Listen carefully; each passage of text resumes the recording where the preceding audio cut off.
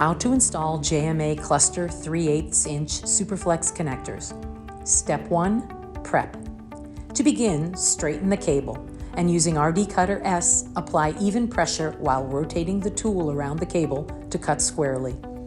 Slide the cap seal included in the connector bag down the cable with the square side facing away from the cable end. Attach the SP-38S-01 prep strip tool to the drill.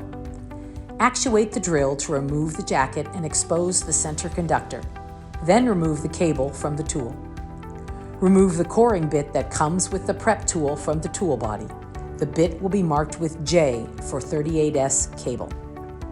Using the coring bit and the T-handle, remove dielectric until the cable bottoms on the bit.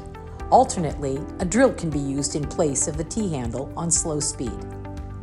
Use Center Conductor Cleaner SPCC tool to remove any remaining dielectric material on the center conductor. Swap the SP-38S-01 tool body for the SP-KR-01 prep trim tool. Actuate the drill to cut down the center conductor on the already prepped cable. Proper prep is achieved when the prep trim tool bottoms out on the end of the prepped cable. Step 2. Install. Use the provided alcohol wipe to clean the inner and outer conductors thoroughly. Thread the connector onto the cable until the connector bottoms on the cable. Tighten securely before compression. Step 3. Compress. Add the insert into the frame set so the narrow side is oriented toward the cable opening. Pull the sliding assembly back using the frame set's side grips. Insert the connector so that the connector and cable lie flat in the frame. Make sure the connector is fully seated. Press the HCG trigger until the compression tool cycles. Do not pull or push on the tool during compression. Slide the cap seal back up the cable until it meets the back of the connector.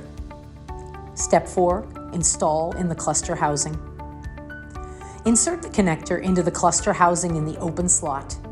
The connector interface should appear flush with the inner face of the cluster. Rotate the cap seal a quarter turn clockwise in the housing to secure the connector in place. It can be done with a wrench or by hand. To remove the connector, rotate the cap seal a quarter turn counterclockwise and pull.